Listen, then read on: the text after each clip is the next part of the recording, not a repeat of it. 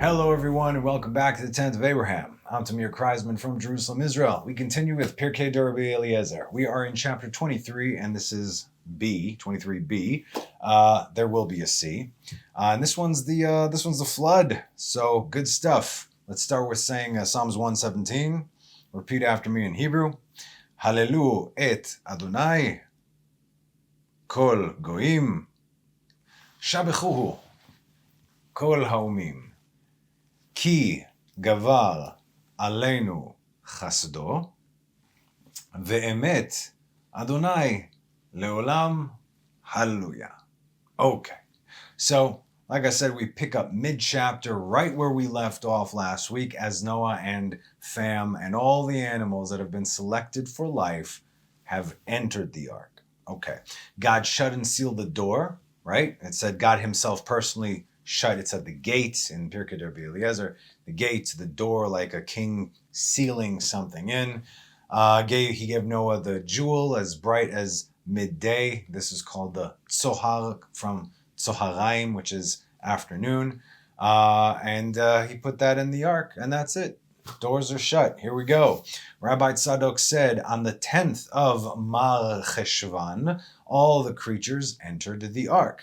Mar Cheshvan is just an addition to Cheshvan, which is the 8th month. But again, it depends when we're going to see when the actual counting began. So the first month right now actually is Tishrei. We're about to enter into Tishrei. Rosh Hashanah is Rosh Chodesh Tishrei. Okay? Cheshvan, Tishrei, Cheshvan. Technically, it's the second month. But Israel started counting. What's the first month for Israel? It is Nisan. Okay? Nevertheless, so if we're starting to count from Nisan, Mar Cheshvan or Cheshvan is the 8th month. But again, we're going to address this in here. So right now, we'll call it the 8th month. Okay?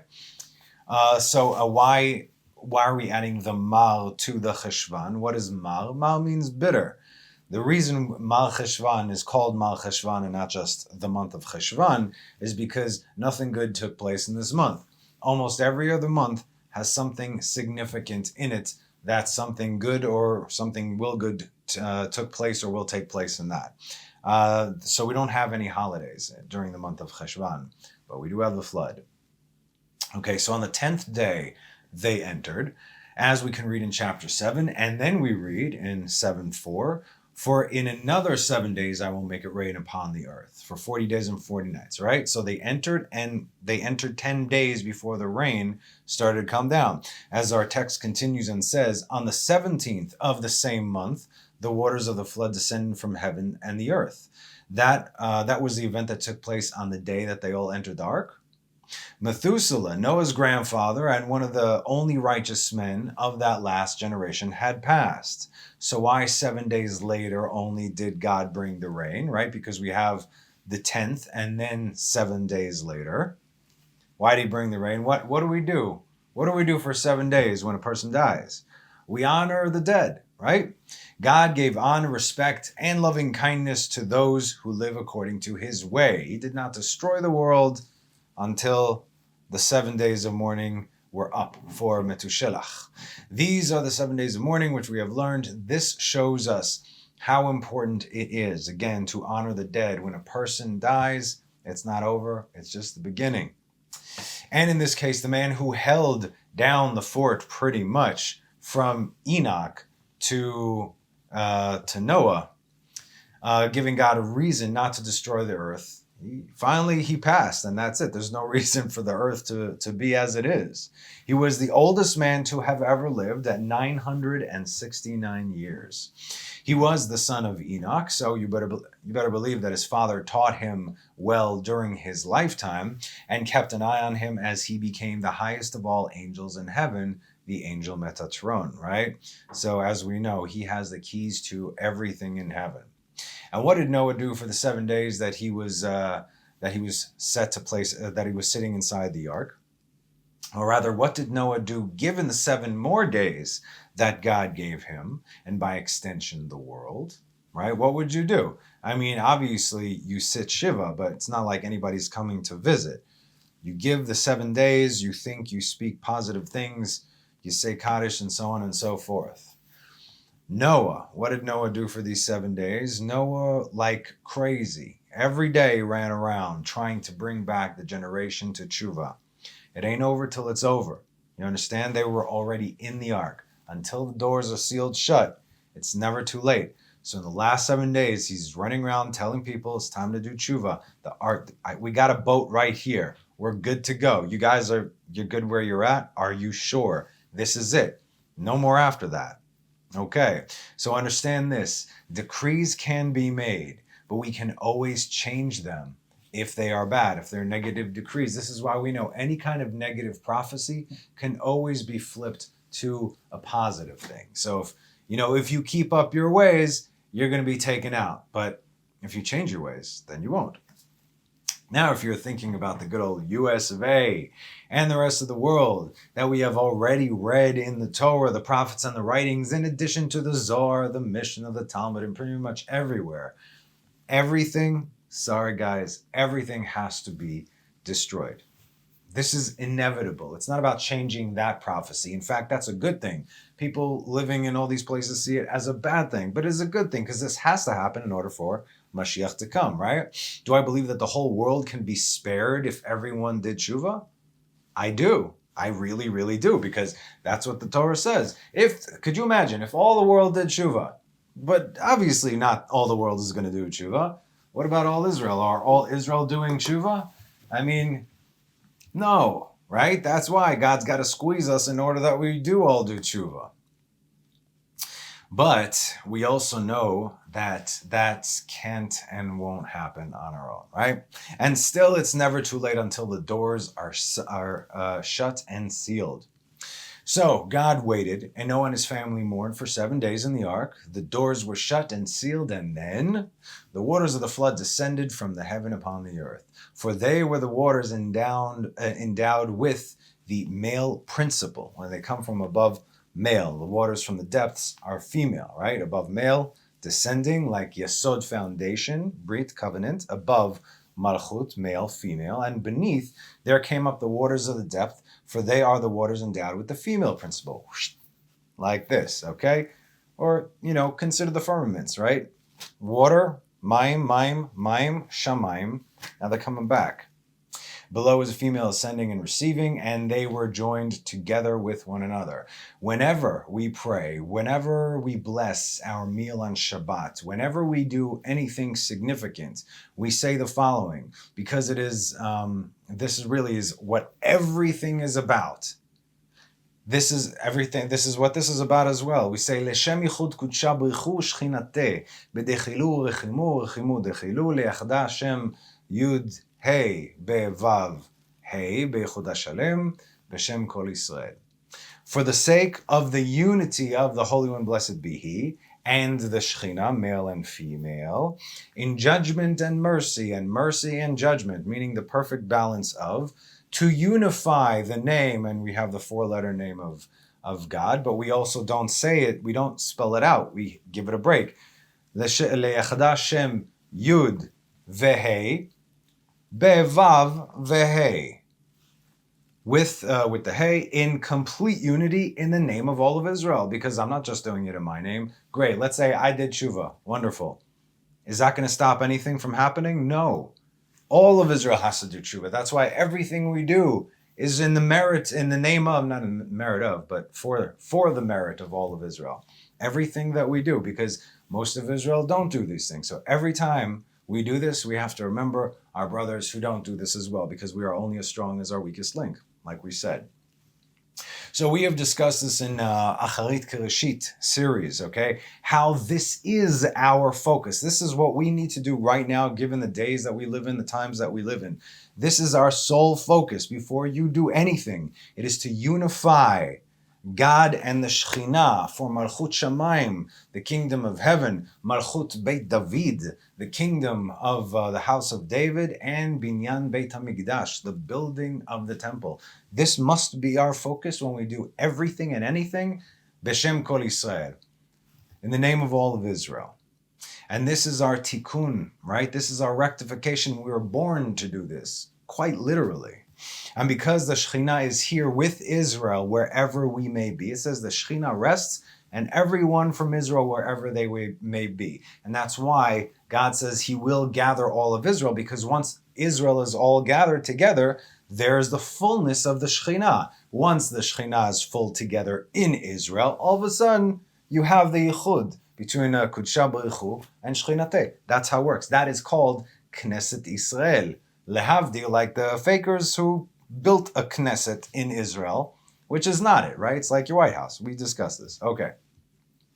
And when the Shechina is united, like we said, called Knesset Israel, when the real Knesset is united, the female aspect, that is when she is ready to receive from the Holy One, blessed be He. And this is the unity or union that we have been waiting for since Adam was expelled from the garden. So when this unity happens, the world will change depending on the decree. And remember, we're not going only back to where Adam was in the garden. We're going beyond that, because Adam was supposed to go beyond that. That's just like step one of the world to come. Soon it will be like back then. It will change the world as we know it. Everything is going to change. Let's continue. And they prevailed so as to destroy the world, as it is said, and the waters prevailed exceedingly upon the earth. Genesis 7:19. It is said that not a single drop came from above, and did not have a drop coming from below to meet it. In other words, the same amount of water that came from above, the same amount rose from beneath to meet it. It was perfect, if you will. Furthermore, the Beit HaGadol says, he's one of the commentators over here, Beit HaGadol says, the male waters from above was not just rain as we experience today, but it was something spiritual, lacking any form or tangibility. Interesting. If you read other sources about what went down outside the ark, it was total and complete chaos and destruction. The angel of death was having the time of his life or death. You know what I mean. And all living things which were upon the face of the earth decayed, as it said in 7:23. Vaimach et kol hayekum asher al pnei ha'adama. And it, meaning the flood, blotted out. Vaimach, right? We say Yeshu, Yud Shin Vav, Yimach Shmo Vezichol. May his name be blotted, name and memory be blotted out. Right? Vayimach et kol hayakum, and he blotted out all beings that were upon the face of the earth, right? We're not talking about the civilizations that live beneath the earth. From man to animal to creeping thing, because it very specifically says that there, which means, okay, literally. And they were blotted out from the earth, and only Noah and those with him in the ark survived. So again, Vayimchu min haaretz vayisher ach Noach v'asher ito bateva. The translation in this case is actually correct, as they were blotted out of existence. However, the Zohar says that their bones still remain till this very day, because they do. And if you want to know what all the species that the fallen angels and the giants spliced together, you could go look for those. Every abominable thing under the sun. If you really want to see that, then go to Iraq. Although, since, that's why those were the real weapons of mass destruction back in 2003. Just read up on that if you know people that served back then. I mean, why were they sending soldiers to museums and antiquity sites and not go to fight the army that Saddam Hussein barely had anymore? You see this. Why did they rush there at that point in time? To get what? You see where everything was concentrated over there. If you do just a little bit of research, you'll see that the troops, I wrote this down. Okay, were not deployed to military hot zones, but to ancient Babylonian antiquity sites, as they raided them for fallen angel and giant DNA, along with all the other mind-bending technology they could get their hands on. Again, it's just a little bit of digging. Everything is out there. 9/11, that was just an excuse. Until this day, almost everyone fell for it. Why do we need to go back to Iraq? I thought the war was over in 1990. He's got no more army. We made sure he didn't have nukes back in 81. So what's the deal now? Why are we rushing back there? What are the weapons of mass destruction? We knew they weren't there, right? I mean, again, you just have to follow these things and see. So wait a minute. This whole thing is a lie. Everyone is lying? Yes. Now you're getting it. But this is Torah right here. This is the truth. Okay. Why do our sages write down over 2,000 years ago that there's clear proof and remains of the times of the flood? 2,000 years ago they wrote it. For 2,000 years before then. Yeah, about 2,000 years before then. They're like, listen, the proof is here. It's in the land. It's in the dirt. There it is. Because this is just more proof that the Torah exists. Why isn't anybody talking about that, right? Proves that the Torah exists, that God is real, and that there is such a thing as defying God via giants, fallen angels, and the creation of abominations. Now you can understand why they'll start wars and wipe out countries to hide these truths and take this technology for themselves. Yes, I said technology. They were way more advanced back then than we are today. They knew the right words. Why? Why'd they do all this? So they can study it? How about so they can use it, maybe, How about they've already used it? How about they are currently using it? On you, on me, on everyone. And I'm telling you, if you don't grasp onto Torah for dear life, you lose your mind from what is going to be visible to you. Again, the reason all these things are now being not kept so hush-hush is because, first of all, they believe that it's too late, that just because everybody knows it now, it doesn't mean that anything is going to be able to change. No one's going to be able to stop them. But still, we read in our books that these things are coming. So they think that they're planning their plans and that they're making their schemes. But look what God said about them. Let them plan. Let them scheme. God laughs. Okay? It's hilarious. You just have to sit tight and grab onto the Torah for dear life. No idolatry. So, like we said, everything that was, will be. And just like any and everyone, and everything that did not enter into the ark, got destroyed. Let's continue our text. Everyone except Noah and those who were with him in the ark, as it said, and Noah only was left, and they that were with him in the ark. Okay, last week we discussed, you got to build your own ark for this to happen. The ark is here, but it's not.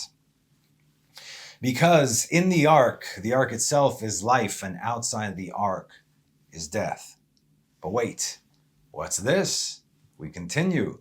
Except Og, king of Bashan. And for those of you who asked me about this, here's your answer. Wasn't he a giant? Yes, he was. Big giant. But as we discussed, they were different sizes. Apparently, Og was the third generation, and so he was considered one of the small ones, and the only one to remain from the time of the flood. The first generation giants were the biggest. They were the direct sons, the immediate sons of the fallen angels, and they were called after their fathers, the Nephilim, okay? Nephilim. The fallen ones, literally. The second generation of giants were called Anakim, which modern day Hebrew Anak is giants. And the third generations were called Rephaim. In other words, the grandchildren, if you will. They're called the Rephaim, which in modern day Hebrew kind of means ghosts or spirits, like Ruach Rephaim. Ruach is a spirit, but Rephaim is like a ghost type of thing. Okay. Nevertheless, these were also giants. So they're all giants, just different sizes. Now we have some of his measurements, some of Og's measurements for context. If you turn to Deuteronomy 3:11, 5 books of Moses, right here, you can see the size of his bed when he was a child. Okay, how big is a crib when one is a child? Like this big? Like this big? Okay, I mean seriously. Okay. And this is also telling us which class of giant he was in. Deuteronomy 3:11, for only Og, king of Bashan, was left from the remnant of the Rephaim. Here we go, so we know where he's at. His bedstead was a bedstead of iron, because he would break anything else. And is it not in Rabbah of the children of Ammon, meaning is it not there like on display? 9 cubits was its length, and 4 cubits its breadth, according to the cubit of man. Again, what is the cubit of man, right? So let's take it with the average of what we have today without overcomplicating things. Let's say that the generation of Moses, even though, again, the Midrash says that Moses was 5 meters tall, but let's say that man back that 3,500 years ago was the same size as he is today after the flood. Okay, so we have Tesha Amot Alko, Alba Amot Rochbo. So we said we're going with today's measurements. Why did he need a bed of iron? Because he was a big baby giant. Okay, 9 amot length. That is 4 meters. 4 meters length. That's 4 meters and 14 centimeters. The length of his bed was 13 and a half feet. Okay. How wide was it? It was 1 meter and 84 centimeters. 6 feet wide. That's a giant baby right there. Baby. Goo goo gaga. Now, how big was he when he was fully grown? Let's see. Numbers 25, 33 to 35. Then they turned and headed north towards Bashan. Og, the king of Bashan, came out toward them with all his people to wage war at Edrei. The Lord said to Moses, do not fear him. Why do you say do not fear him? Because Og was part of Abraham's posse. Therefore, he was circumcised. You see, so anyone that's circumcised kind of has power over there. I mean, and also by Abraham personally. So and he knew this, right? So God says, don't worry. It was for a time. He's done. So the Lord said to Moses, do not fear him, for I have delivered him, his people, and his land into your hand. You shall do to him as you did to Sichon, the king of the Amorites, who dwells in Heshbon. He was also another giant. They smote him, his sons and his people, until there was no survivor, and they took possession of his land. So Targum Yonatan translate these verses as follows. When the evil Og saw the camp of Israel were 6 parsaot, okay, he saw that there were 6 parsaot.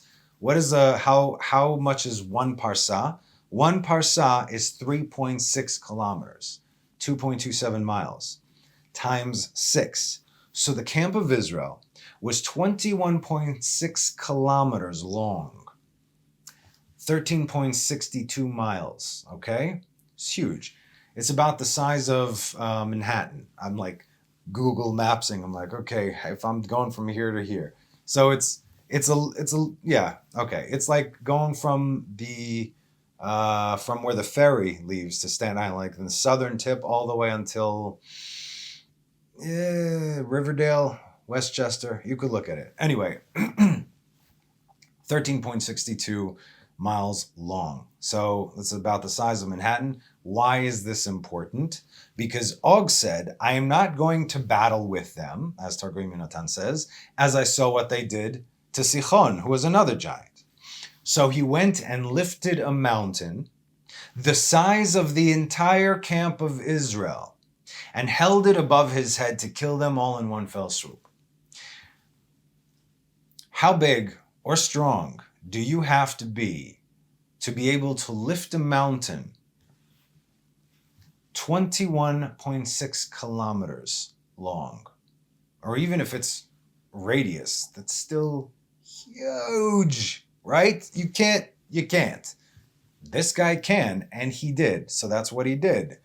God created a worm to crack the mountain in half over his head, and his head got stuck in the mountain, meaning that it cracked, like think about it, lifting something big up and then it just fell in the middle. So it fell right on him and his head got caught within the mountain. Now look, here's something else we're learning about Og. He tried to remove it, but it got caught in his teeth. Apparently he had massive teeth sticking out as well, so big that he could not loosen his head from them. Something else. So this guy, giant, Rephaim, one of the baby giants, was terrifying. Super strong, terrifying, not only in size, but also in appearance. Who knows what he had going on there? Okay, Moses went, and here's also another understanding why we know how tall Moses was. Moses went and took an axe, some say it was a staff, that was 10 amot long, almost 5 meters. And he jumped in the air 5 meters. And he hit him in the ankle and dropped him. So we discussed Moses is 5 meters, the staff is 5 meters, and he jumped 5 meters in the air. That's 15 meters, right? 15 meters is 50 feet, and he hit him in the ankle. So let's say, conservatively speaking, your ankle is, let's say from heel to ankle is 5 centimeters. Very conservatively, okay? For measurement's sake. And you're 6 feet tall, okay? All right. So that's 185 centimeters divided by 5, meaning for the ankle, that's 15 meters. 37 times 15 equals 555 meters, meaning he was likely, roughly, conservatively speaking, 1,820 feet tall. Full grown. Long way from a baby, right? You know. So I was looking for buildings online that tall. And the tallest building in the world right now is the Burj Al Arab in Dubai, right? So we said 555 meters. The tallest building in the world is 582 meters, with the second being 573 and the third 562. Og was likely much bigger, and he was considered one of the smaller giants. Just so you understand size, look at the Burj Al Arab. The Burj Al Arab is, if we're speaking conservatively regarding Og, is less than 30 meters taller than him. Needless to say, the giant baby was a baby giant who grew up over the years and was considered a Rephaim class giant. Of his class, it says in Job 26:5, Gehenom is hollow beneath the water and its denizens. Literally translates though, Harefaim, I'm reading in Hebrew, Harefaim yecholalu mitachat maim v'shochnehem. So this literally means that Rephaim will dwell beneath the water with all else who dwell there, meaning they were all taken out. Og was the only one who made it because he hung on to the ark. Our sages say that Og was, so he was the last one who made it. And there's another poorly translated verse in Isaiah 26:14, says, Metim bal yechyu, Rephaim bal yakumu, lachen pakadeta v'tashmidem v'te'aved kol zecher lamo.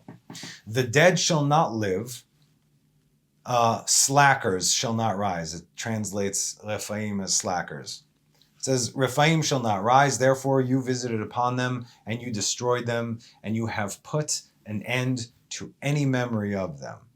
The Baal HaTurim said that there is a remez, there's a hint over here in Genesis 7:23 that reads, when it said that the flood blotted out all the things, we read the verse earlier, right? And when it says, Vayimchu min haaretz vayishaer ach Noach ve'asher ito bateiva, and only Noah and those with him in the ark survived. Vayishaer remains, ach Noach. Why didn't it just say Noach ve'asher ito bateiva? Why does it say ach Noach? But Noach remained. Ach Noach has the same numerical value as Og, both 79. It's a hint right here that Ach Noach is also alluding to Og on the outside. And in Masechet Nida, it says regarding the verse in Genesis 14:3, and the fugitive came and told Abram, the Hebrew, and he was living in the plain of Mamre, Vayavo hapalit, in Genesis 14:13. ויבוא הפליט ויגד לאברהם העברי והוא שוכן באלוני ממרא האמורי אחי אשכול ואחי הנר והם בעלי ברית אברהם. Okay, so that's less important. Abraham had a covenant with them, confederates with them, and the fugitive came and told Abraham. The fugitive is Og. And who was Og to Abraham? We learned that Nimrod gave Og, his right-hand man, to Abraham as a gift after Abraham was just chilling in the fire. Which is why there is the opinion that Og and Eliezer are actually one and the same. Another hint in the verses, Vaishma, and then verse 14, Vaishma Avram ki nishba achiv, vayarek et chanichav yelidei beito 18 u300 vayirdof ad Dan. And Abram heard that his kinsman had been taken captive. This would be Lot, right? And he armed his trained men, those born in his house. Now, born in his house, meaning they didn't actually have to be born literally physically in his house. What this means is you abolish idolatry, you now take on a new identity, and they introduce them to the God of soon-to-be Israel. Therefore, they were born in his house. 318, and he pursued them until Dan. 318 is the numerical value of Eliezer, meaning it very well could have been Avraham and his giant buddy, right? Now, if you have a giant that size that belongs to you, you can take out 4 armies, no problem. So where was he a fugitive from? He was allowed to escape the judgment of the world during the flood. And why? Of course, to glorify God later on. And we already discussed this because Og was saying, oh yeah, he was making fun of Abraham and Sarah that they couldn't have kids. He's like, I'm going to take all their stuff, no problem. But he swore allegiance to Abraham and he wasn't going to break it, right? After he did what he did, he let him go. Okay, everyone except Noah and those who were in the ark with him, as it said, and Noah only was left, and they that were in the ark with him, except Og, king of Bashan, who sat down on a piece of wood under one of the ladders of the ark.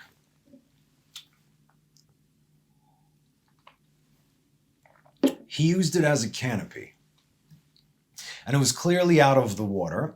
And also, some opinions say that he smeared the stuff that was protecting the ark all over himself to protect him from the water, both above and below.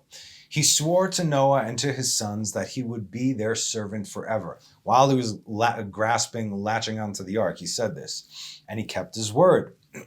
He was the servant of Ham, the father of Cush, the grandfather of Nimrod. You see, and then Nimrod gave him to Abraham. So he kept his word right there. And Abraham released him from service, as we learned when Isaac got married. Here's the last thing. Go get my son his wife, and then you're free to go. In other words, his last act was to get Isaac a wife, to continue the lineage. Then, obviously all the Jacob, the tribes, the children of Israel, and later on Moses would come and finish the job. What did Noah do? Noah understood that the fact that he was able to hang on to the side of the ark, regardless of everything that was happening, it meant that God wanted him alive for a reason. And no other living being was able to do so. Our sages say that one of the Giborim tried to climb aboard. The Giborim is another class of giants over there, because we got the 5, that's also the Erev, but then the different classes of giants. Giborim, the mighty men of renown, Anshe Hashem, so also massive giants. One of the Giborim tried to climb aboard, and God twisted his legs so he couldn't do it. And so, again, all these things, once this was happening, some try to come and rush the ark, right? God wasn't having any of it. Therefore, but Og could do it, and therefore Og is here because God wants him here. That's what Noah understood, and he was right. Furthermore, he saw that Og would save Avraham in Ruach HaKodesh by serving him all those years. And in the book of Jasher, and also by warning him to flee, because Nimrod changed his mind after the fire, got to get out of here. That's when he started moving towards Israel. And in the book of Jasher, it says that it was Og who warned Abraham to flee after the incident of the furnace, because Nimrod had a change of heart and was coming to kill him. As a result, what did Noah do? He carved a hole in the ark and put through it his food daily for him. That's how he fed him. The hole that Noah made, it was a small window that could be sealed afterwards, because you couldn't keep it open. So in other words, dude, if you could make it throughout this whole time, then clearly God wants you alive. But if the water gets in here, this is not how we were supposed to design the ark. So he sealed it after every time. In other words, there's a window with sealant or whatever they did over there. So meaning he opened it and he closed it. When it was feeding time, that's it, we're done. Boom. As written in our text. And he also was left, as it said, for only Og, king of Bashan, remained of the remnant of the Rephaim. Deuteronomy 3:11. Now we get into some things we mentioned last week. The flood was universal except for the land of Israel, upon which the water of the flood did not descend from heaven. Like we said, it did not rain in Israel because these were not rains of blessings, but rains of fury. Gishmei Za'am. It's also, that's what you call a harsh prophecy, a fire and brimstone type of thing. It's called Nevuot Za'am. Some people told me that I do that, but I ain't prophesying nothing. I'm just reading things, you know. But when the waters were gathered together from all lands, and they entered therein, as it is said in Ezekiel 22:24, Son of man, say to her, you are a land that is not cleansed. It was not rained upon on the day of fury, alluding to the flood. Ben Adam, Emar la, at eretz lo metohara hi lo gushma beyom za'am. When we get into the commentary and the various places that our sages cite within the Talmud, they can bring up questions that we may have between the flood and or rain entering the land of Israel or not. So let's read some from Masechet Zvachim 113a and b, because in those passages, they speak of the conflict, the reasoning. They speak, of course, of Og, the Re'em, the unicorn. So it's very interesting and it's very relevant. They cited a short part, but I'm going to give you the extended version over here. And plus, you'll see how our sages think by the questions that they're asking, what they base their questions on. The Torah, period. The master says that the master in this case, it's the Adon. In other words, let's say, if, like we said, if you're in, martial arts, the master of your style. So that the Rosh Yeshiva is called the master, right? What did the master teach? Okay. Not like okay? You get it. Fine. The master says that Rabbi Yochanan said to Rish Lakish. Rish Lakish, I spoke about this guy. He used to be a gladiator. Yeah, he fought for money and he was very, very good at it. He lost all his physical strength once he gave his life to God. He became a big tzaddik. Anyway, Rish Lakish said, but it is not all of Eretz Yisrael inspected for impurity? Is not all of Israel inspected for impurity? With regard to what did they disagree? One sage, Rish Lakish, said, holds on that the flood in the time of Noah descended upon Eretz Yisrael, and its residents perished. It is therefore necessary to inspect the place where the red heifer is burned to ascertain whether it is a gravesite, because it has to be a very neutral ground, if you will. Nothing is going on there. That within itself is something. And one sage, Rabbi Yochanan, who was basically they were the zugot, they were the iron sharpening iron thing. It was Rabbi Yochanan who made a deal with Rish Lakish. Rish Lakish jumped across the river because Rabbi Yochanan was one of the remnants of the inhabitants of Jerusalem while the temple stood.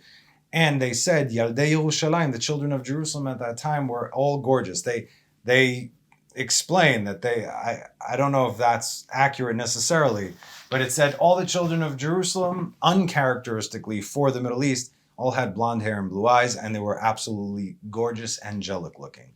And that's how you know, Yaldei Yerushalayim. So he was one of the leftovers from Yaldei Yerushalayim. So when Rish Lakish saw him across the river, he thought he was a woman. He's like, you're gorgeous. He jumped across the river. He goes, oh, sorry, my bad. He goes, oh, yeah? My sister's even hotter than me. He goes, really? He goes, I'll put in a good word for you. He goes, do so. It's like, you got to make a deal, though. What's the deal? What do I do? I'll hook you and my sister up, but you got to stop doing whatever it is that you're doing. You come learn Torah with me. He goes, okay, deal. At that moment, he couldn't jump back across the river because he had lost all his strength because he had pledged it to God. Anyway, great story. Good guy. Okay, so one sage, Rabbi Yochanan, holds that the flood did not descend upon Eretz Yisrael, and there's no reason to suspect that those are actually lost graves underneath where they slaughter the red heifer, which is today on Har HaZeitim, Mount of Olives, right? There is a graveyard there today now. Rav Nachman Bar Yitzchak says, and both of them, Rabbi Yochanan and Rish Lakish, interpreted the same verse stated by Ezekiel, which we just read, with regard to Eretz Yisrael to derive their opinions. Okay, so here we go. They're sourcing Torah, and these are their opinions from it. Now we're going to keep going back and forth. The verse states, Son of man, say to her, you are the land that is not cleansed, nor rained upon in the day of indignation. Ezekiel 22:24. Rabbi Yochanan holds that the verse is asking a rhetorical question. Eretz Yisrael, are you not cleansed from impurity imparted by the corpses? Meaning, Of course you are. Did the rains of the flood fall upon you on the days of indignation? Of course they have. And Reish Lakish holds that this verse should be read in accordance with its straightforward meaning, i.e., as a statement, not a question. You are a land that is not cleansed. Didn't rain falls upon you in the day of indignation. Therefore, the bodies of all those who perished in the flood are somewhere in the ground, meaning still here in Israel. Reish Lakish raised an objection to Rabbi Yochanan from Mishnah, Masechet Para 3:2. Courtyards were built in Jerusalem on stone, and beneath these courtyards there was a hollow space due to the concern that there was a lost grave in the depth. You see, that's why, let's say, when you go into a cemetery right now, you go into the cemetery, you wear your tzitzit, you have to tuck your tzitzit in. Why do you tuck your tzitzit in? Because you don't want to make the dead jealous that you get to fulfill the mitzvah of wearing tzitzit and they don't. So for humility purposes, you put in your tzitzit, you tuck them in and you don't walk with them out. And before you leave, obviously, or right after you leave, you have to do netilat yadayim because you are now around the dead. So this place is holy and yet it is also impure. So on top of them, they built layers of stone, but there was still an empty level between the let's say if they put the pavement over there was still a hollow area, and then on top of that, that's where the courtyards were. There was a hollow space due to the concern that there was lost graves in the depth. There we go. The space served as a barrier preventing the impurity from reaching the courtyards above. And they would bring pregnant women, and those women would give birth in those courtyards. It wasn't like out in the open, if you will, but they built areas over there, obviously.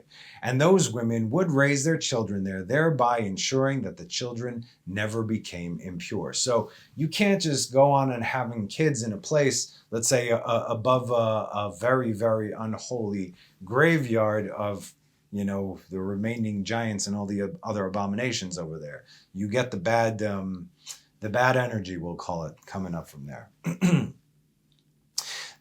This next section, okay, now these are now my words. So this next section we can skip over because it's a lot here. So we're going to skip over that. But the gist of what it says over there in the Talmud is that is there even a question to their being dead below? You have to take crazy precautions to create separation. Some, when they brought the children to Jerusalem, they would take oxen, and on top of the oxen, they would put big doors on top there to put the children on there. So there's the doors and the ox between them and the ground. So they, just in case there's a chashash, a doubt. Okay, but again, it's not really relevant for us here.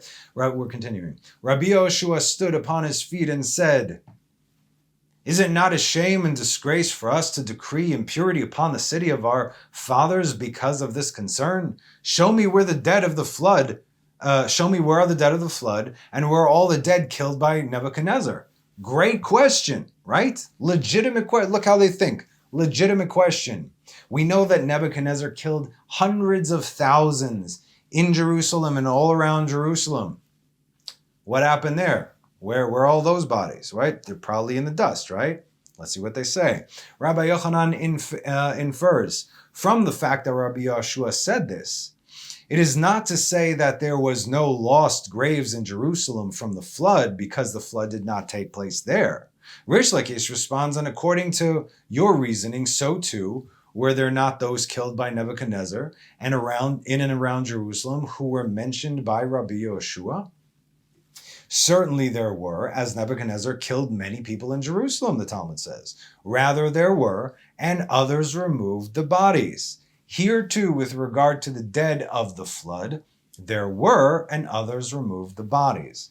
And it is possible to ask, if they were removed, why is it necessary to be concerned that there may be impurity in the place of the red heifer, as they were already removed? Again, what does the red heifer do? The ash of the red heifer, by the way, they just brought 5 red heifers to Israel for the first time since the Second Temple.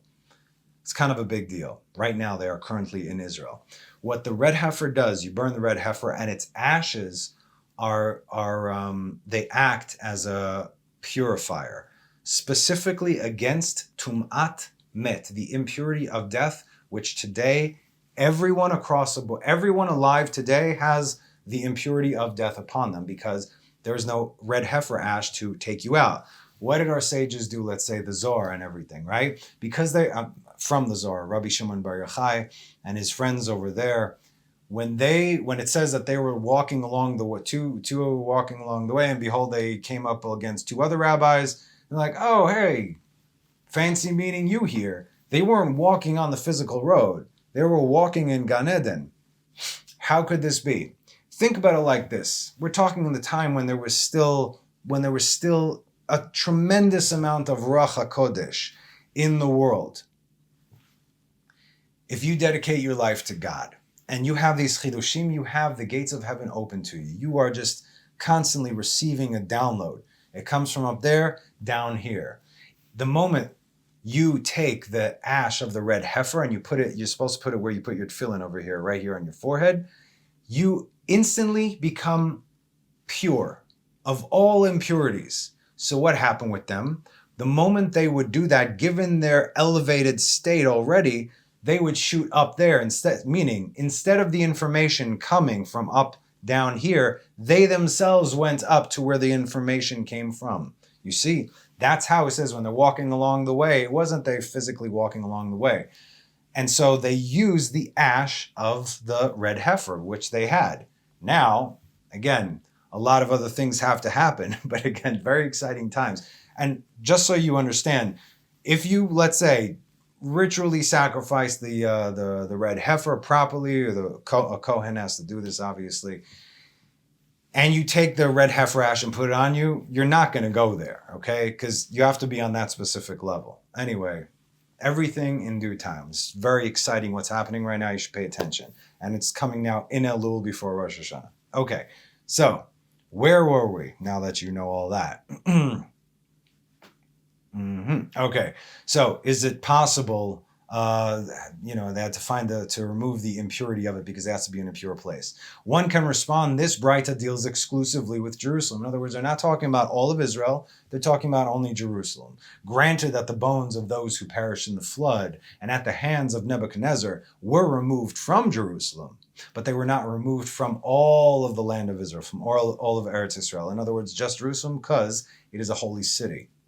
Therefore, outside Jerusalem, the red heifer may be slaughtered only in a place that has been inspected. Now, again, if you didn't know this, like we said, the red heifer was slaughtered on the Mount of Olives. And the Mount of Olives, now here's something else you don't know. I wrote it all down, so I won't get ahead of myself. If you've been to Jerusalem, and more specifically, if you've been on Ann Arena's tour of the city of David, you'll know that the Mount of Olives is not within the city limits of Jerusalem.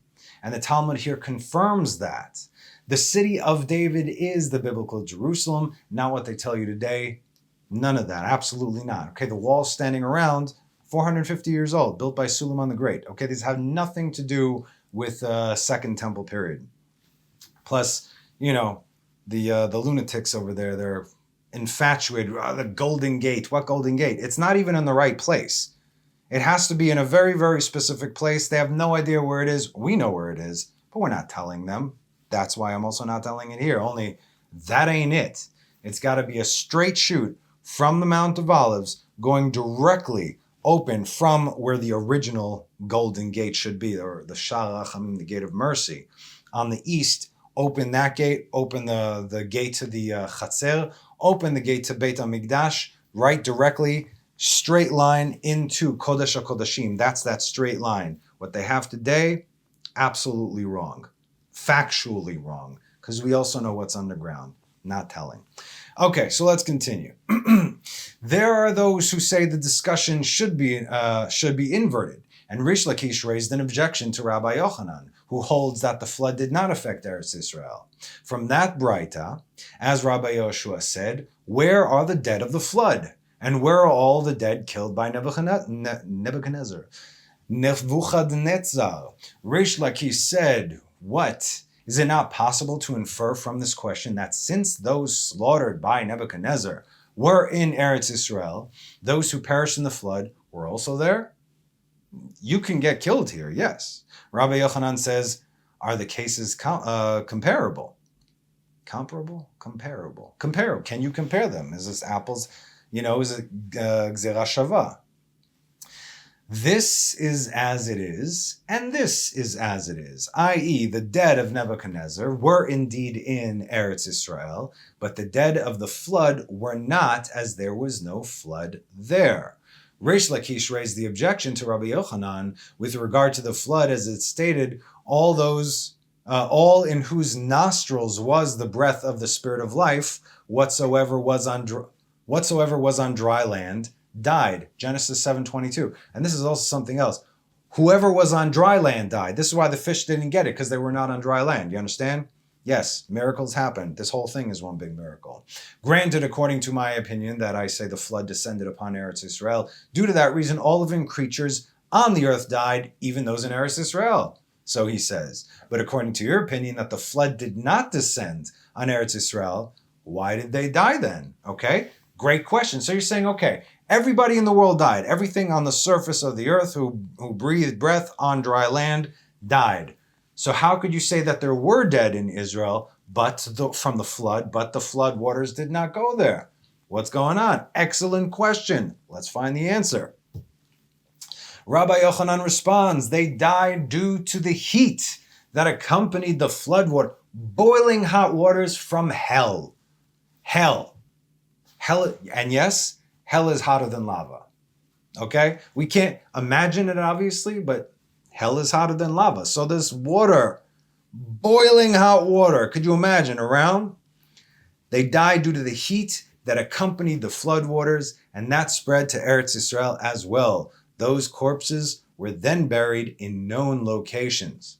The Gemara notes that this is in accordance with the statement of Rav Chisda. As Rav Chisda said, the generation of the flood sinned with boiling heat. What is boiling heat? I.e. forbidden sexual intercourse. And they were punished with boiling heat of the flood waters. Meaning whether it hit them or not, they died. It was just hell on earth, if you will.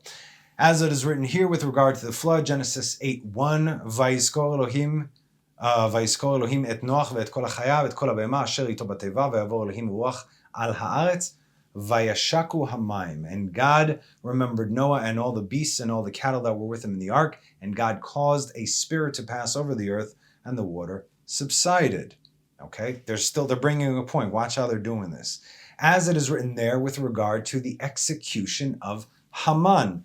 So again, in Esther, the book of Esther 7:10, the word we want to focus on, Vaishaku Hamayim, the water was subsided, if you will. What does it say in Esther 7:10? Vaitlu et Haman ala etz asher hichin leMordechai vechamat hamelech shachacha. Vayeshaku vashachacha. It's the same letters, same word. It says, and they hanged Haman on the gallows that he prepared for Mordecai. And the king's anger abated, or subsided, if you will. This latter verse indicates that this matter is relieved from heat. Similarly, the floodwaters were hot. In other words, you need heat because there's rage, there's anger, there's heat. Heat is what takes that away. There are those who say that the discussion should be inverted, and in fact, Rabbi Yochanan raised an objection to Reish Lakish from that verse, saying, it's stated that whatsoever was on dry land died. Genesis 7:22. Granted, according to my opinion, that I say that the flood did not descend upon Eretz Israel, due to that reason, there was an area of dry land even during the flood, and all living creatures there died from the heat. In other words, if the water didn't get you, the heat got you. But according to your opinion that the flood did descend upon Eretz Israel, what is the meaning of dry land? There was no dry land anywhere. Reish Lakish responds, the verse is referring to the land that had been dry initially, before the flood. And why does the Torah call it dry land during the flood? There was no dry land during the flood. In this, it is in accordance with the opinion of Rav Chisda, as Rav Chisda says, during the generations of the flood, no decree was decreed upon the fish of the sea. There's our answer again. As it is stated, whatsoever was on the dry land died, Genesis 7:22, i.e. only those creatures that had been on dry land, but not the fish in the sea. The Gemara asks, granted, according to the one who says the flood did not descend upon Eretz Israel, i.e. Rabbi Yochanan, this is the explanation of the fact that the Re'em, here's our unicorn, the Re'em remained there in Eretz Israel and survived the flood. But according to the one who says the flood descended upon Eretz Israel, i.e. Rish Lakish, how did the Re'em remain? We discussed the Re'em a few weeks ago. Now pay attention, kids. This is what a unicorn really is. Given its large size, it certainly could not have fit into Noah's Ark. David sings about of the Re'em, Bnei Re'emim, Re'em, Re'em, Re'em. He sings about it a few times. One of the times it says when he fled from the lion, he climbed on what he thought was a mountain, but then the mountain started to get up and it was a Re'em. Okay? All right, so again, we're going to see how big these things are. So, it was too big to fit in the flood, in the Noah's Ark. Rabbi Yochanan says they brought Re'em cubs into the ark and they survived the flood, meaning that's how they survived. We discussed maybe they brought in the smaller animals and everything. Okay. The Gemara asks, but doesn't Rabba Bar Chana say, I have seen a day-old offspring of the Re'em, and it was as large as Mount Tabor. And how large is Mount Tabor? It is 40 parsa, okay? Meaning, how large is it? 146 kilometers, 91 miles long. That's a baby one. Again, take it or leave it. You could believe all the other miracles, but, right? Okay. So that's the baby. And the length of the cub's neck was 3 parsa, 11 kilometers. Its neck was 11 kilometers. And the place where its head rests, i.e. its neck, was a parasang, the way they translate it is parsa v'chetzi, basically 5.5 kilometers. I'm continuing to read what the Talmud says. It casts feces and thereby dammed up the Jordan River. You see what I'm saying? Right. Yeah. Okay. Even the cub would have been too large for the ark. Rabbi Yochanan says they brought only the head of the cub into the ark while its body remained outside. The Gemara asks, but doesn't the master, i.e. Rabba Bar Chana, he's the head teacher over there, say that the size of the place where its head rests was a parsa and a half, meaning 5.5 kilometers wide? That's how big its head is. Consequently, even its head alone would not fit into the ark. Rather, they brought the head, i.e. edge of its nose, only the nostrils, into the ark so that it might breathe, because you could not breathe the water out there. You couldn't breathe the air out there. The Gemara wonders why Rabbi Yochanan was compelled to give this answer. But doesn't Rabbi Yochanan say that the flood did not descend upon Eretz Israel? According to his opinion, perhaps the Re'em survived by remaining there during the flood. Maybe it just stayed in Israel and it didn't get the floodwaters on it. The Gemara answers that Rabbi Yochanan said his answer in accordance with the statement of Rish Lakish. The Gemara challenges, but the ark was moving upon the water. It's not like the ark was just there. So how could this be? None of this makes sense. How is it possible to keep the nose of the Re'em in the ark when the ark is going crazy up and down all over the place? Rish Lakish says they tied its horns to the ark so that the Rema would move with it. Okay, so apparently it had like the horns, smaller horns, but then it had the one big horn up the middle. That's why it's confused for, what do you call it? My Little Pony thing. The unicorn. Right? Okay. The Gemara asks, but doesn't Rav Chisda say that the people of the generation of the flood sinned with boiling heat and were punished by boiling heat? How could the Re'em have survived the boiling water? The Gemara replies, and according to your reasoning that it was impossible to survive the boiling water, how did the ark itself move then? It was covered with pitch, which melts in boiling water, giving it sort of like this coat. So the boiling water itself actually helped to protect the ark even more. Remember that, okay? Moreover, how did Og, king of the Bashan, who according to tradition was of the generation of the flood, stand, i.e. survive the boiling water? How did Og survive? Rather, it must be that a miracle was performed for them. Thank you, because obviously, don't try and make logic of this. Or don't try and, you understand what I'm saying? Namely, that the water on the sides of the ark cooled, allowing the ark, the Re'em, and Og to survive. This is exactly what we said, right? One of the miracles was that the water around the ark itself was not as hot as it was elsewhere. The Gemara challenges, but even according to the opinion of Rabbi Shimon ben Lakish, Reish Lakish, that the flood descended upon Eretz Israel and the corpses of those who perished in the flood might impart impurity there. Though the flood did indeed descend upon Eretz Israel, no trace of the dead remains there. As Reish Lakish says, and now we're getting to what we discussed, why is Babylonia called Methuselah? See Isaiah 44:27. It is because all the dead of the flood throughout the world sank, nitztalelu, litzlol is to dive, there. Okay, in other words, they all sank there. Where? In Babylonia, Babylon, like we said, in the land of Shinar. And Rabbi Yochanan says, why is Babylonia called Shinar? Here we go. It is because all the dead of the flood were deposited, ninaru, there. Evidently, even Reish Lakish says that all who died in the flood, including those from Eretz Israel, sank in Babylonia. And then we get to, and now if we continue, we're not going to continue this, but now we're going to get to what we discussed last week, which we will be discussing in weeks to come. Do you see how our sages go back and forth? Based on scripture, based on reality, based on science, and yet based on miracles through higher understanding. And of course, based on simple logic. Think of two top attorneys going back and forth and back and forth. They needed to know the facts, all of them. And it starts, of course, with knowing and understanding the language, obviously, your base and your foundation for everything. We continue.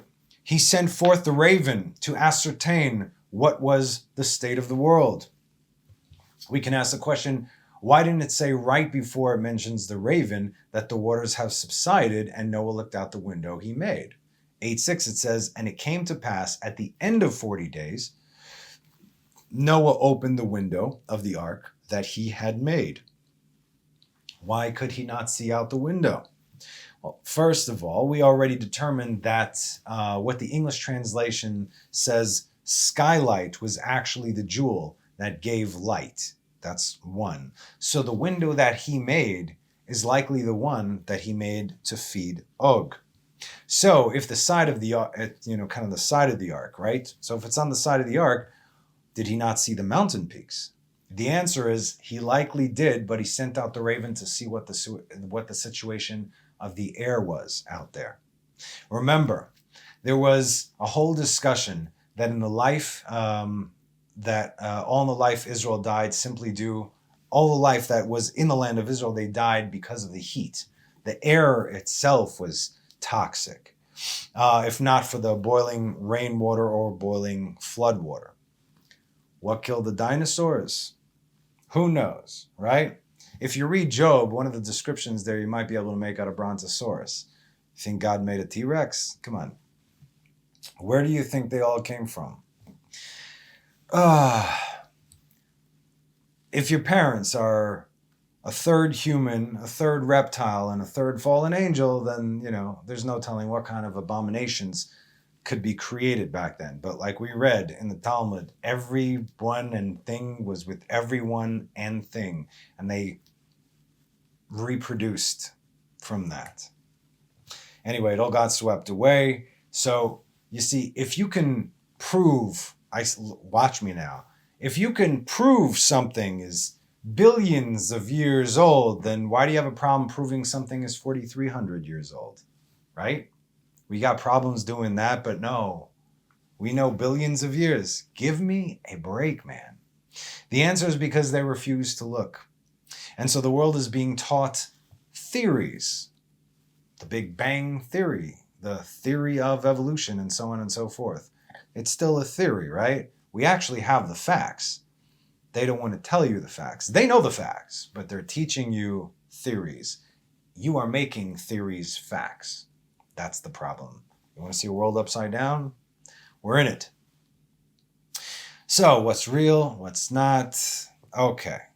So the raven was sent to check out the survivability on Earth. It went and found a carcass of a man cast upon the summit of a mountain, and it settled thereon for its food, and did not return with its message to its sender, as it is said in Genesis 8:7. And he sent forth the raven, and it went out back and forth until the waters dried up off the earth. Why the raven? Again, this wasn't just a day. This took weeks, months. So why the raven? Raven's a tough bird. We know this. It's also a smart bird. It's a very independent bird. And it acted exactly according to its nature. It loves them carcasses. It had everything it needed. And so the raven was the first species to reestablish life on Earth. He sent forth a dove to see what was the state of the world, and she brought back her message to her sender. As it is said in Genesis 8:11, and the dove returned to him at eventide, and behold, it had plucked an olive leaf in its mouth. So Noah knew that the water had abated from upon the earth. And something very interesting I'm about to learn from this. Okay, so first of all, what's the basic difference between the raven and the dove? It's their diet and their choice of home. Dove's not going to start, digging into carcasses. The raven makes its nests on the mountain tops, as high up as possible, and can eat most things, while the dove makes its home in lower and warmer areas, and it eats from, the trees and from the ground. Meaning, if it's good for the dove, then humans can likely feel safe coming out of the ark. And since it was an olive branch, this is interesting, Noah knew that the trees were no longer underwater, as they could inhabit the land, and not only the mountain peaks. Okay, so not just up there, because they're not going to start living on mountain peaks. They want to live on the ground. They need to cultivate the earth. Okay, so we follow the dove. Now, in Midrash Seder Olam, it says that before the flood, now this is the point, before the flood, excuse me, before the flood, the trees did not produce any leaves, only fruit, straight up. So when the dove brought back an olive branch with the leaves, it was a first as well. Noah then understood that everything changed. The air is going to be different. The earth is going to be different. Life, as we know it, is going to be different. And indeed it was. Everything changed. And why in her mouth was an olive leaf plucked off? The dove spoke before the Holy One, blessed be he, saying, Sovereign of the worlds, let my food be bitter like this olive, and let it be entrusted by your hand, and let it not be sweet as honey, and given by the hand of flesh and blood. So, we say this in the Perek Shirah I believe it's on Wednesdays. Yeah. Who is this flesh and blood that the dove spoke of? This is Noah. And this was a holy dove. Why was it a female dove? Because doves are monogamous. And they're also loyal to their caregivers as well, right? People actually can raise doves, carrier pigeons and whatnot. So Noah knew that she would return for those two reasons. Her dove boyfriend, mate guy, right? And her caregiver for over the last year, and that would be Noah. Hence, they said, he who sends a message by the hand of an unclean messenger is like sending by the hand of a fool. And he who sends a message by the hands of a clean messenger is like sending by the hand of a messenger faithful to his senders. Proverbs 26 is a chapter that is dedicated to fools. You should read it. I mean, not just read it, not in person. You know what I'm saying? Just read it, okay? It teaches you what to look out for. But our sages bring one verse out of the text, and this is verse 6. So Proverbs 26:6. He who sends a message by the hand of the fools wears out legs and drinks violence. Mikatzer raglaim chamas shoteh, sholech dvarim beyad ksil. Ksil is a fool, as it said. The translation is kind of backwards, but you get the gist. Now, I'm going to tell you what we can learn from this and how we have to use this every single day. When God sends his messengers, his emissaries, they are called malachim, translated as angels. Malach it literally means a messenger, okay? But, in English, they translate it to angel. That's a different word, okay? The angels are an extension of God as they speak in his name. The slightest misstep can be costly, as we have seen already. We've taught on this. Now, I'm not talking about the fallen angels. I'm talking about when God sends them, let's say, Michael and Gabriel, when he sent them to go to Lot, right? To save Lot, and they said, Mashchitim anachnu ki Hashem yashchit. They said, we are destroyers, God will destroy. They put themselves before God, and they were grounded for 184 years until Jacob saw the dream of the ladder, where they finally ascended, and so on. The higher angels, they know exactly what they need to do. They have a little bit of leeway. Nevertheless, right, it's like if you move if you're, put in some coordinates or something, you move a decibel, the outcome could be the other side of the world. Okay. So, what are we talking about? Right, the slightest misstep can be costly. Now, if we wanted to send an emissary today, what would we do? How do we send a message today to somebody? Text message, right? Okay. So who are our emissaries today? Because this is relevant today.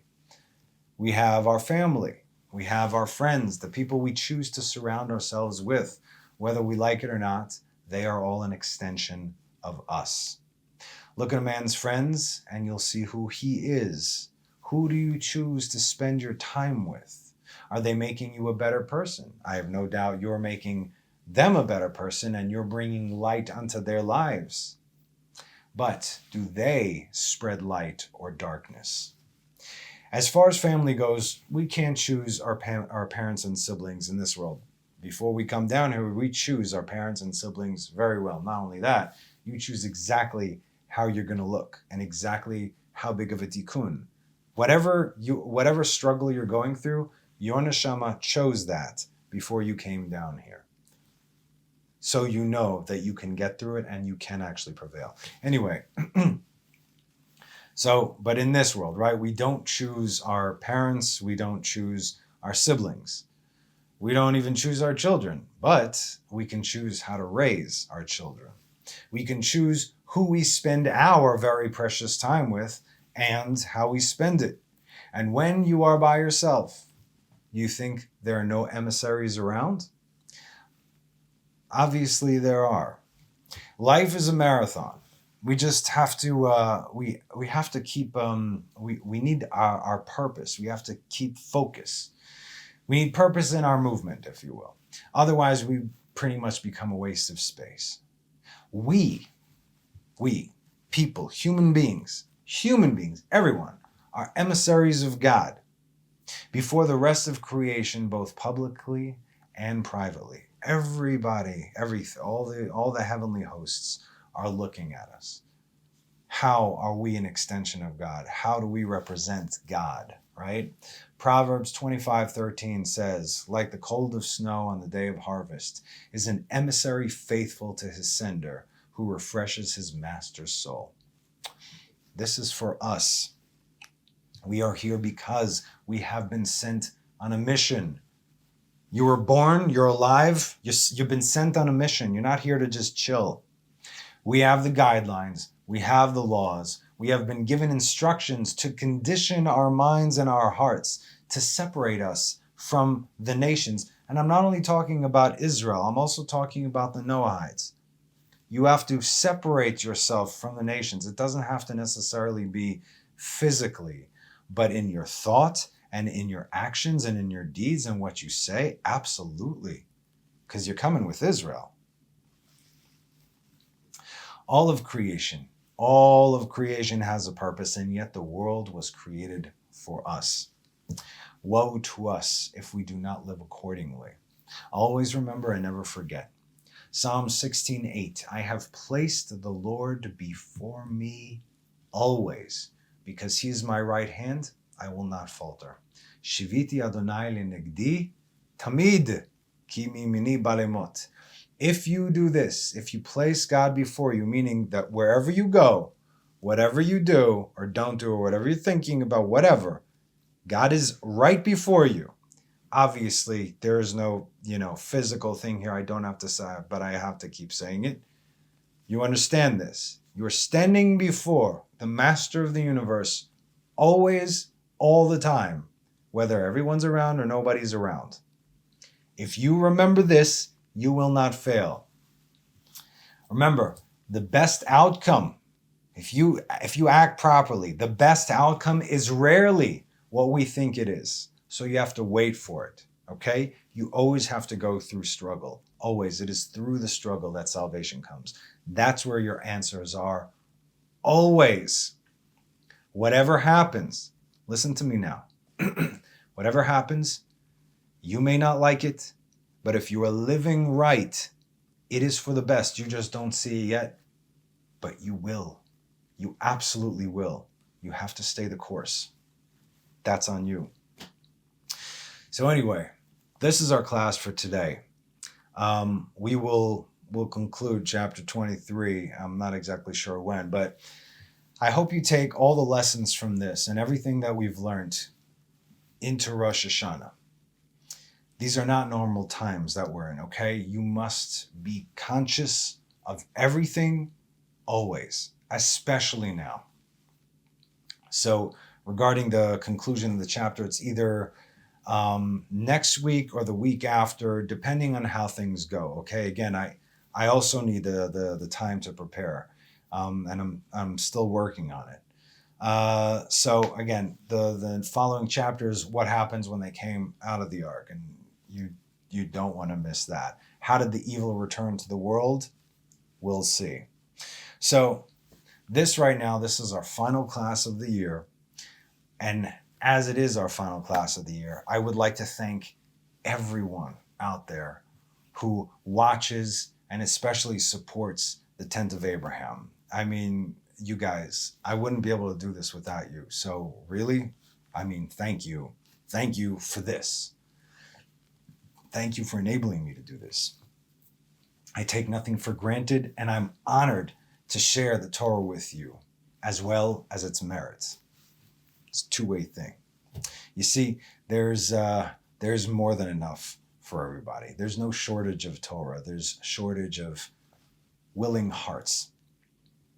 Anyway,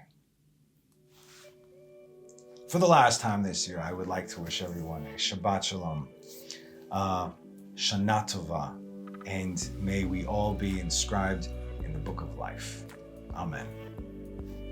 See you later. See you next year. Bye.